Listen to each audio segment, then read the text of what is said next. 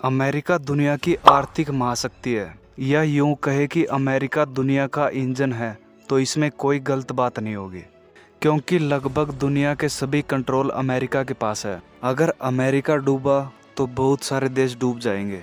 America दुनिया की सबसे बड़ी अर्थव्यवस्था है।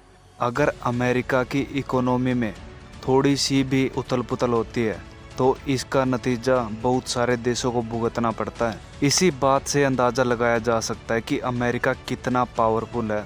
अमेरिका की अर्थव्यवस्था 23 ट्रिलियन डॉलर की है, लेकिन इस टाइम सबसे ज़्यादा चर्चा इस बात की हो रही है कि क्या अमेरिका को उसकी संसद से और ज़्यादा कर्ज लेने की अनुमति मिलेगी।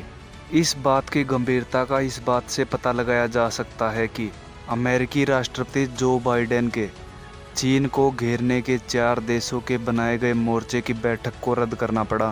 पूरी दुनिया में इस बात की चर्चा भी हो रही है कि अमेरिका कर्ज चुका नहीं पाएगा और अमेरिका डिफॉल्टर भी हो सकता है।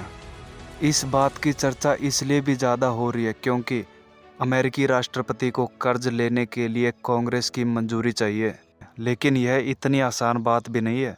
डेट सीलिंग वह रकम है जो अमेरिकी सरकार अपने खर्चे पूरे करने के लिए उधार ले सकती है।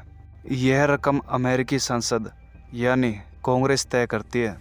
भारत और कई देशों का बजट घाटे में चलता है, यानी सरकार को जितनी टैक्स से आमदनी होती है उससे कहीं ज़्यादा उनके खर्चे होते हैं।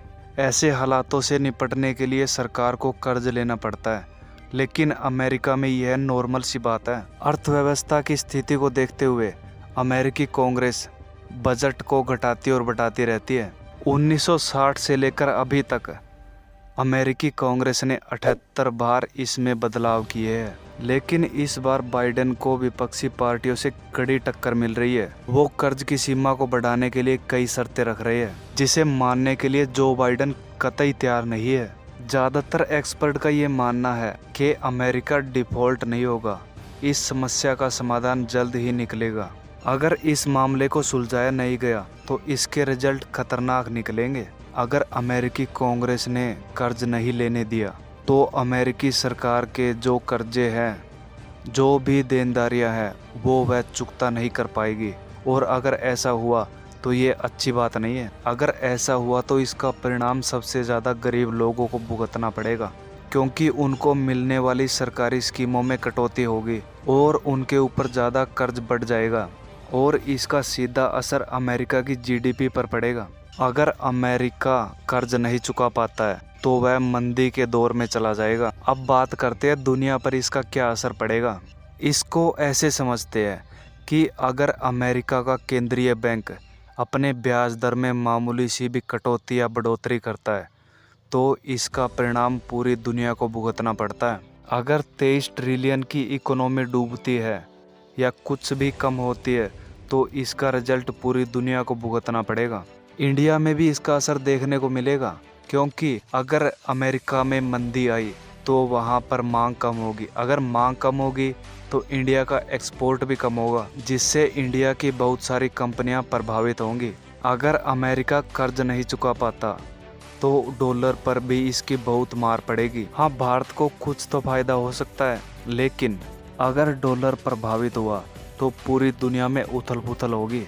इस बात पर राजनीति तो चलती रहती है, लेकिन विपक्ष ये बात बोल रहा है कि इतना कर्ज लेना अच्छी बात नहीं है और कांग्रेस को इसकी मंजूरी कतई नहीं देनी चाहिए। थोड़े ही टाइम में अमेरिका में राष्ट्रपति चुनाव होने वाले हैं और अमेरिकी राष्ट्रपति जो बाइडेन कल्याणकारी नीतियों में कतई कटौती नहीं करना चाहते, क्योंकि अगर ऐसा करेंगे तो इसका परिणाम उन्हें ही भुगतना पड़ेगा।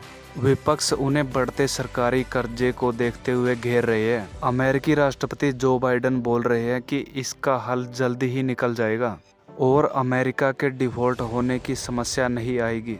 विपक्षी पार्टियां ये बात बोल रही है कि अमेरिकी राष्ट्रपति को बजट में कटौती करनी चाहिए, लेकिन अगर बजट में कटौती करते हैं तो इसका परिणाम अमेरिकी राष्ट्रपति चुनाव में देखने को मिलेगा और अमेरिकी राष्ट्रपति ऐसा कतई नहीं चाहते, क्योंकि यह उनकी पार्टी के लिए घातक हो सकता है।